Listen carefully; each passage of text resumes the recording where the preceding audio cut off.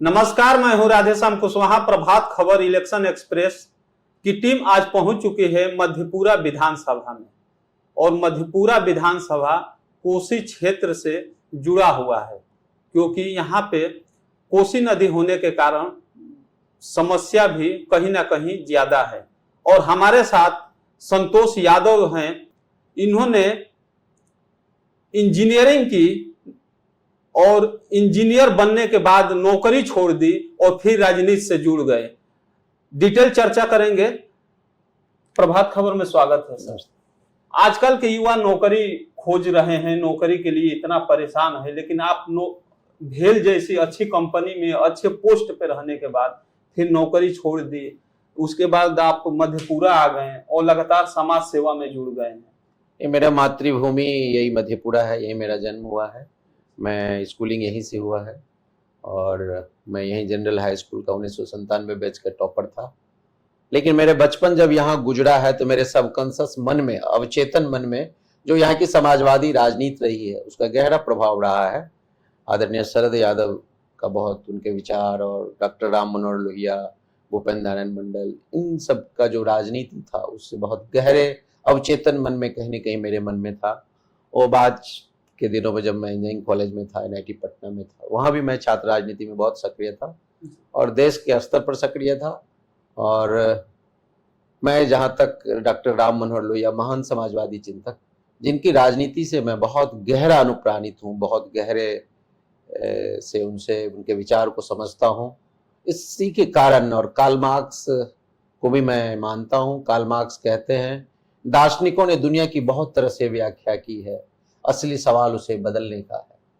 तो मेरी जो बेचैनी, छटपटाहट तरफ है कि मार्क्स भी कहते हैं कि असली सवाल दुनिया को बदलने का है।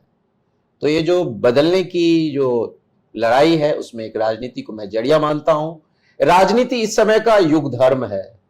मैं मानता हूँ कि इस देश और दुनिया का जो सबसे शानदार आदमी है उसको राजनीति में हिस्सा लेना चाहिए, क्योंकि इस समय का वो युग धर्म है। एक छोटा सा छोटा काम भी, अगर नाला भी बनाना चाहेंगे आप, एक पोल भी गड़वाना चाहेंगे, तो राजनीति से ही संभव है।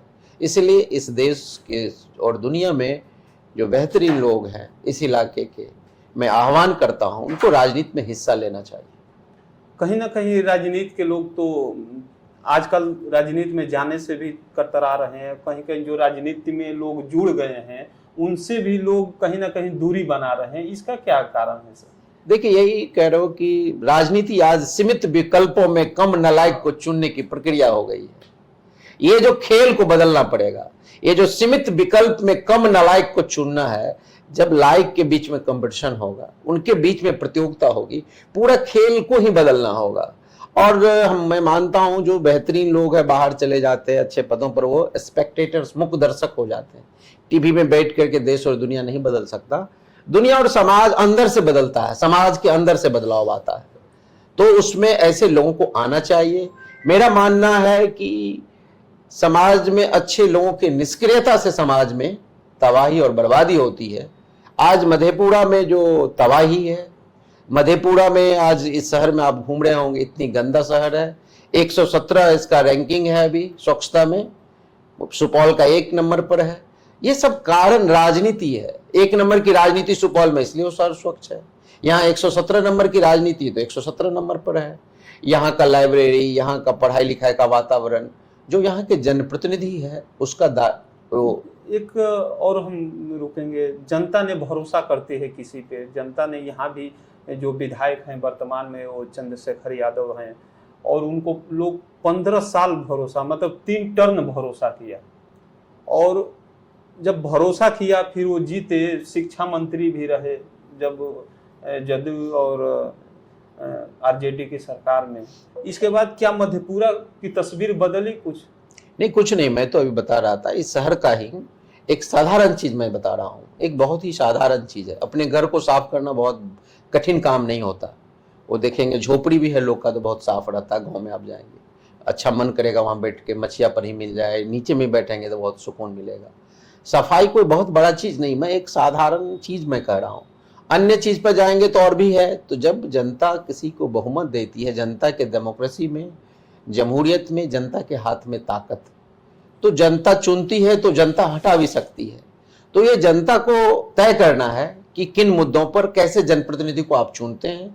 सजग नागरिक के नाते आपको बेहतर जनप्रतिनिधि चुनना चाहिए। जब बेहतर जनप्रतिनिधि चुनेंगे तब आपका समाज सुंदर होगा और देश सुंदर होगा। आप भले ही विधायक नहीं हैं यहाँ मधेपुरा विधानसभा की अगर बात करें तो, लेकिन आप सत्ता में हैं, आपकी सरकार है और प्रदेश सचिव हैं, तो मधेपुरा की तस्वीर बदलने के लिए क्या जरूरत है? जैसे आप इंजीनियर भी रहे हैं तो आपके पास योजना भी होगी कहीं ना कहीं। जब मैं इलाके घूमता हूँ, मैं बहुत घूमता हूँ जी, देश के विभिन्न कोनों में भी घूमता हूँ और अपने इलाके में मैं बहुत घूमता हूँ। मुझे लगा कि देश दुनिया को जब समझने से मुझे लगता है ये जो कोसी का इलाका है ये डेयरी के क्षेत्र में बहुत अच्छा कर सकता है। यहाँ वाटर अवेलेबिलिटी, जल की प्रचुरता है और हमारा इलाका दुग्ध क्रांति के लिए सबसे शानदार जगह है और यहाँ पशुपालन भी बड़ी मात्रा में हो रही है, लेकिन उसका सिस्टमेटिक ढंग से जैसे डेनमार्क में लोगों ने किया। आज दुनिया भर में डेनमार्क डेयरी इंडस्ट्री के लिए, दुग्ध क्रांति के लिए जाना जाता है। उसी को लोगों ने अपनाया। आपको गुजरात में अमूल डेयरी, उसमें बर्गिस कुरियन का, वो भी एक मैकेनिकल इंजीनियर थे, उनका बड़ा योगदान है। सरदार पटेल से कहानी शुरू होती है, काफी बड़े नेताओं का भी उसमें योगदान रहा, अमूल में, आनंद में है। तो लोगों ने किया है, वहां भी हुआ है। मैं मानता हूं कोसी डेनमार्क हो सकता है। इसकी जो संभावना है, अपार संभावना, विराट संभावना है। और ये इलाका, यहां से हम जो है अभी नॉर्थ ईस्ट के इलाके में, आप इधर से अब एक हाईवे बन रहा है, इंटरनेशनल हाईवे बन रहा है, थाईलैंड, म्यांमार, बैंकॉक और कंबोडिया तक हो जाएगा। हमारा बड़ा बाजार साउथ एशिया हो जाएगा। तो हम ये जो कोसी का इलाका, अभी कनेक्टिविटी इसकी बहुत अच्छी हो गई है। अब देखेंगे आने वाले समय में और बेहतर होगी। आदरणीय नीतीश कुमार के नेतृत्व में सड़कों का जाल बिछा है, ब्रिजेज बन रहे हैं। अभी बकौर पर एशिया का सबसे बड़ा ब्रिज बन रहा है, 10.5 किलोमीटर का। अभी आपको जाएंगे फुलौत में बन रहा है ब्रिजेज। अभी आप गोरखपुर सिल्लीगुड़ी एक्सप्रेस वे बन रहा, 32,000 करोड़ की परियोजना है, आने वाले समय में बनेगा। पटना पूर्णिया एक्सप्रेस वे बनेगा। इसका कनेक्ट नॉर्थ ईस्ट से बेहतर हो जाएगा। तो हम आने वाले समय में जो हमारी संभावना है, हमारी जो क्षमता है, उस क्षमता को हम हार्नेस कर सकते हैं। हमारी क्षमता है दूध के क्षेत्र में हम कर सकते हैं। यहाँ मक्का का बहुत उत्पादन होता है। दुनिया में सबसे ज्यादा मक्का का उत्पादन खगड़िया और नौगछिया, ये चौसा के इलाके में होता है। जो जमीन की फर्टिलिटी है, सॉइल का जो नेचर है, उसके हिसाब से मक्का के बड़ी हम लोग के इलाके में भी हो रहा है। किसान के लिए वरदान है। अभी मक्का से क्या हो रहा है, एथेनॉल का निर्माण हो रहा है और पेट्रोल में एथेनॉल 30% गवर्नमेंट मिलाने का परमिशन दी हुई है। तो हम ऊर्जा दाता, मक्का जो उत्पादक है वो अन्नदाता नहीं है, ऊर्जा दाता है। अपने खेत में पेट्रोल पैदा कर रहा है, यानी वो इतनी बड़ी क्रांति इस इलाके में। अभी एक पूर्णिया में एथेनॉल फैक्ट्री लगा है, बिहार सरकार के सहयोग से अभी 17 बिहार में एथेनॉल फैक्ट्री रनिंग है। तो अपने इलाका में मक्का, दूध, मखाना और हमारे यहाँ जो एग्रीकल्चरल एग्रो बेस्ड प्रोडक्ट्स है, उसको हम यहाँ छोटे छोटे इंडस्ट्री के रूप में विकसित कर सकते हैं। आज कोसी को एंटरप्रेन्योरशिप की जरूरत है, कोसी को ज्ञान की जरूरत है, मैनेजमेंट की जरूरत है, फिनेंशियल मैनेजमेंट, प्रबंधन, वित्तीय प्रबंधन, एआई और दुनिया के तमाम जो ज्ञान है उससे जोड़ने की जरूरत है। जब प्रभात खबर की टीम चौक चौराहे पे मधेपुरा विधानसभा में चर्चा कर रही थी, लोगों की समस्या जान रही थी, तो कहीं ना कहीं नाम आ रहा था संतोष यादव का कि जब कहीं काम नहीं होता है तो हम आपके सपोर्ट लेते हैं। तो मैंने प्रभात खबर की टीम सोची न क्यों आपसे बात की जाए। तो अगर मान लीजिए कि आपको मौका मिलता है, विधायक बनते हैं, तो मधेपुरा विधानसभा की तस्वीर बदलने के लिए कौन सा वो 5 काम है जो आपके योजना में है और वो सबसे पहले करना चाहेंगे? नहीं, जरूर लोगों ने कि मैंने मदद किया हूँ। यहीं के एक कर्नल हैं, रानीपट्टी के हैं, अभी सम्मानित कर्नल है, वो दानापुर में है। उनको कितना मैंने मदद किया है बिजली के क्षेत्र में। बहुत सम्मानित परिवार से आते हैं, सब लोग जानते हैं, शिवनंदन बाबू के वो नाती हैं। हम इंटरवीन करते हैं बड़े लेवल पर। मैंने उनको कहा कि देखिए व्यवस्था क्या है, आप कर्नल हैं, आप महसूस करिए कैसे फंक्शन करता है हमारी पूरी व्यवस्था। इसीलिए एक सजग नागरिक कितना इंटरवीन कर सकता है, कैसे कर सकता है। जैसे बात होती है करप्शन की, जब तक जनप्रतिनिधि ईमानदार नहीं होगा, वो नॉलेजेबल नहीं होगा, तो ये ब्यूरोक्रेसी आपको कंट्रोल में नहीं आएगा। आप जो रोना रो रहे हैं सीओ का, बीडीओ का, डीएम का, मैं मानता हूं ये सब आपके माथत है। ये लोकतंत्र के मातहत है, लोकतंत्र का जो प्रतिनिधि उसके मातहत है। लेकिन मातहत का मतलब आपका गुलाम नहीं है, वो संविधान के दायरे में, वो आपके मातहत है, आपके अधीन है। तो जनप्रतिनिधि जब मजबूत होंगे, जानकार होंगे, ईमानदार होंगे, तो व्यवस्था अच्छा से वो डिलीवर करेगा, ये मेरा मानना है। हम लोग इंटरवीन करते हैं, बहुत हाई लेवल में इंटरवीन करते हैं, बहुत जो सिटीजन के रूप में इंटरवीन करते हैं। अभी इस देश में मैं मानता हूं, इस मुल्क में लोग अभी प्रजा है, नागरिक नहीं बना है। अमेरिका में, यूरोप में लोग नागरिक है, सिटीजन है। हम लोग को प्रजा से नागरिक बदलाव करना होगा। ये लड़ाई भी है, सिर्फ जो आप कहेंगे कि नेता एमपी एमएलए से नहीं होगा। नागरिक अधिकार बहुत बड़ा अधिकार है। जब संविधान सभा में, मैं थोड़ा सा जिक्र करना चाहता हूं, चूंकि बहुत अच्छा प्रभात खबर का ये प्लेटफॉर्म है। संविधान सभा में मात्र 14% लोगों को वोट डालने का राइट था, जो संविधान सभा के मेंबर बने। संविधान सभा में जब वोट डालने का बात हुआ तो बहुत सारे लोग, पंडित जवाहरलाल नेहरू ने भी कहा कि नहीं, मैट्रिक पास लोगों को वोटिंग राइट होना चाहिए। और लोगों ने कहा, कुछ लोग कहा ग्रेजुएट होना चाहिए। आम आदमी को क्या समझ है दुनिया के लोकतंत्र का। डॉक्टर अंबेडकर ने फ्रांस की क्रांति का जिक्र करते हुए उस बहस को बढ़ाया संविधान सभा में कि फ्रांस की क्रांति का जो सार है, समता, स्वतंत्रता और बंधुत्व, दुनिया की क्रांति की वो मां है। मनुष्य की गरिमा फ्रांस की क्रांति से बड़ा है, इसलिए सब आदमी का वोटिंग राइट बराबर होना चाहिए। फिर इसका पंचायत हुआ महात्मा गांधी के यहाँ अनऑफिशियली, और फिर बापू ने इसका सपोर्ट किया, डॉक्टर अंबेडकर का, और यूनिवर्सल एडल्ट फ्रेंचाइज मिला। एक नागरिक एक मताधिकार, एक वोट, यानी एक राष्ट्रपति का जो वोट है, जो उस समय में एक टाटा बिरला बड़े से बड़े लोग का वोट था, यानी खरबपति का और एक खाकपति का जो वोट बराबर है। ये कितना बड़ा अधिकार आजादी और लोकतंत्र ने दिया।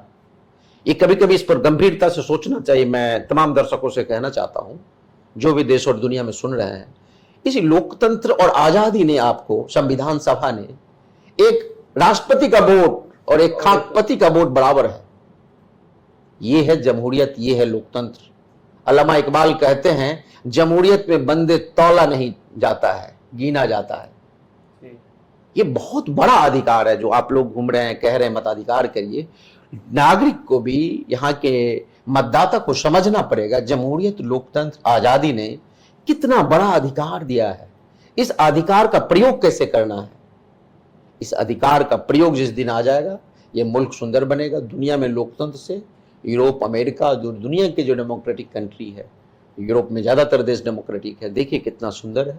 जनता को आगे आना होगा। हाँ, जनता को आगे आना होगा। जो आप कह रहे हैं, समाज के अंदर जितनी तरह की कुरीति है, उसको बाहर लाना होगा। मैं अभी इंटरव्यू कर रहा था, मैं कहता हूँ, गांव में जाता हूँ, कि अभी देख रहे होंगे बिहार में जिला परिषद का चेयरमैन और प्रमुख, इस इलाके में या बिहार के बहुत सारे इलाके में मैं घूमता हूं, खाली यहां का बात नहीं है, ये सब लोग बनते हैं, नेपाल में प्रमुख बनते हैं, जिला परिषद का चेयरमैन नेपाल में बनते हैं। मैंने कहा कि गांव के लोगों को आपको पूछना चाहिए ना, आप नेपाल क्यों गए, पूछने में क्या दिक्कत है। जब अब अभी अगर वार्ड सदस्य चुनने लगे मुखिया को, तो एक भी मुखिया मधेपुरा में नहीं बनेगा, सब नेपाल में बनेगा। तो जब वो बिक जाएगा तो वो डीडीसी आपको गुदानेगा, डीएम आपको गुदानेगा, बीडीओ गुदानेगा, सीओ गुदानेगा। ये पूरा एक बड़ा सवाल है, इस पर लोग आधा अधूरा बहस करता है। इसको बड़े, यानी जनता को भी सवाल करना होगा। थोड़ा ओकरा कहना चाहिए मैथिली में कि तोरा वोट हम सदस्य बने लिए, समिति सदस्य, तो तू नेपाल किया गला, तो हमरो नेपाल लाके चल गला ना। यानी जनता की हिस्सा और जनता की वोट और जनता का अधिकार जिसको सौंप रहा है, वो मतलब बिक जा रहा है। यानी वो बिक गया तो आप भी बिक गए। तो कम से कम कहेगा ना, तो आप तो बेच दिए हमको, अगली बार तो ताकीद करेंगे ना, खबर लेंगे ना। जब आप खबर लेंगे तो डेमोक्रेसी सुंदर होगा, फिल्टर होगा। आने वाले समय में लोगों को डर होगा, भय होगा। ये लोकतंत्र, चूंकि आप एक चौपाल चला रहे हैं, एक अभियान चला रहे हैं, इलेक्शन एक्सप्रेस चला रहे हैं, आपका मैं मानता हूं कि प्रभात खबर की पत्रकारिता बहुत सुंदर पत्रकारिता है। अपने जीवन में पत्रकारिता के दौर में इन्होंने बहुत सारे मुकाम हासिल किए हैं, नए विमर्श को जन्म दिए हैं। हमारा जनतंत्र अभी मैच्योर हो रहा है, बहुत 75 वर्ष है इसकी आयु लगभग। तो ये अभी के हम सबका ये दायित्व है, मीडिया का, हमारे जैसे सोशल पॉलिटिकल एक्टिविस्ट का, कि हम अपने लोकतंत्र को मैच्योर बनाएं, परिपक्व बनाएं। नागरिक को भी कहे कि आप वोट दीजिए तो पूछिए, आदरणीय चौधरी चरण सिंह कहते थे, नेता का काम सिर्फ वोट मांगना नहीं है, मास को एजुकेट करना भी है, उसको शिक्षित भी करना। क्यों आप मुझे वोट देंगे, क्यों मुझे वोट देना चाहिए, क्यों नहीं देना चाहिए, ये जब तक जनता नहीं जानेगी, बहस विमर्श वोट नहीं, तब वोट होगा। अपना अधिकार समझेगी नहीं समझेगी तो कैसे जनप्रतिनिधि अच्छा होगा। और आजादी और लोकशाही और संविधान ने इतना बड़ा आपको अधिकार दिया, उस अधिकार को आप नहीं समझेंगे तो फिर आपका। अभी आप जदयू में प्रदेश अध्यक्ष भी हैं, और अगर जदयू आप पे भरोसा करती है, टिकट देती है, तो इस बार कैसे जनता की भरोसा जीतेंगे? नहीं, अगर मुझे पार्टी मौका देगी तो कहीं ना कहीं जनता का भरोसा है आपको। इंजीनियर भी रह चुके हैं, भेल जैसी कंपनी से नौकरी छोड़कर और जनता की सेवा में पूरे तन मन धन से जुट गए हैं। अगर मुझे मौका देगी पार्टी तो मैं इतना यकीन दिलाता हूं कि जो पार्टी का सपना है, पार्टी का जो अपना एक अभियान है, उन अभियान और मैं अपना जो मेरी बौद्धिक क्षमता है, जो मेरी अपनी दृष्टि है, जो मेरी अपनी समझ है देश दुनिया की, मैं उस समझ और संघर्ष और कर्म के साथ इस समाज और इस इलाके को बेहतर बनाने में मेरा सपना है कि मधेपुरा में दुनिया के एक सब सुंदर लाइब्रेरी बनाऊं, जहां लोग AI, artificial intelligence, data analytics और हॉर्टिकल्चर, डेयरी इंडस्ट्री से लेके सारे चीज का वो अध्ययन हो सके। आज दुनिया में टेक्नोलॉजी इतना आसान कर दिया है जीवन को कि वर्क फ्रॉम होम हो रहा है। अगर उसके पास नॉलेज है तो वो मधेपुरा से गूगल में नौकरी कर सकता है, अमेरिका में माइक्रोसॉफ्ट में कर सकता है। मैं यहाँ के नौजवानों से, लोगों से आह्वान करता हूँ, 21वीं सदी नॉलेज सेंट्रिक है, ज्ञान की सदी है। हर सदी की अपनी एक ताकत होती है, ये सदी ज्ञान की सदी है। इसलिए जो समाज, जो इलाका ज्ञान केंद्रित होगा वो आगे जाएगा दुनिया में। इसलिए मधेपुरा के मैं सभी भाइयों बहनों से, यहाँ के सम्मानित प्रबुद्ध लोगों से, अध्यापक से, टीचर से, लेखक से, साहित्यकार से, पत्रकार से, तमाम लोगों से आह्वान करते हैं, अपील करते हैं कि मैं अपने अपने इलाके को ज्ञान केंद्रित बनाइए। ज्ञान के लिए कबीर कहते हैं, साधो ज्ञान की आंधी चले, कबीर उस जमाना में आह्वान किए हैं। तो ज्ञान, साधो ज्ञान की आंधी चले। मधेपुरा में मैं कहता हूं ज्ञान की आंधी चलना चाहिए। मैं यहाँ डेयरी के लिए मक्का के क्षेत्र में, यहाँ सरकार लगभग 1200 एकड़ कोसी में जमीन एक्वायर की है इंडस्ट्रियल पार्क के लिए। देखते हैं कि विदेशों से बेबी कॉर्न आता है, यहाँ पे गोल्डन कॉर्न जो आता है 2 कैन में कि 2-2 साल उसका सेल्फ लाइफ होता है, यहाँ से भी बनाया जा सकता है। बहुत मौजूद सवाल कर रहे हैं हम। जो आप एक केचप होता है, जो टमाटर की चटनी, वो सब हम बाहर का प्रोडक्ट्स हैं। आप चीज खाते हैं, बाहर से खाते हैं। हमारे पास विराट संभावना है। अभी बिहार जितना दूध कंज्यूम कर, भारत का मात्र 5% बिहार दूध उत्पादन कर रहा है, और हमारा इलाका भी बहुत कम कर रहा है, जो हमारे इलाके की आबादी है। तो हमारे यहाँ जो विराट संभावना है, जो हमारे यहाँ पोटेंशियल क्या है, हमारी क्षमता क्या है। हमारे यहाँ बेम्बो, बांस बहुत होता है। मैं बताना चाहता हूँ, अभी बांस का राखी तक बन रहा है, बांस के बोतल बन रहे हैं, बांस का बहुत चीज बन रहा है। तो ये छोटे छोटे जो उद्यमिता है, मैं कह रहा हूं उद्यमिता, entrepreneurship, knowledge, AI, dairy industries, प्रबंधन, ये सब चीज मिलाकर के इलाका खुशहाल होगा। यहाँ का जो माइग्रेशन है, यहाँ का जो पलायन है वो रुकेगा। ये जो कोसी की त्रासदी थी, ये कोसी सोरो बिहार कहा जाता है। शोक, बिहार का शोक किसको कहा जाता है? आप चाइना में भी सुनते होंगे, ह्वांगहो नदी है, उसको कहा जाता है चाइना का शोक, सोरो ऑफ चाइना। माओ से तुंग ने कभी नारा दिया था कि शोक को शक्ति में बदलो, लोगों को आह्वान किया। ये जो शोक है, संताप है, दुख है, पीड़ा है, इसको हम शक्ति में बदल देंगे। तो हमारी जो कोसी की ताकत है, नदी जीवनदायिनी है।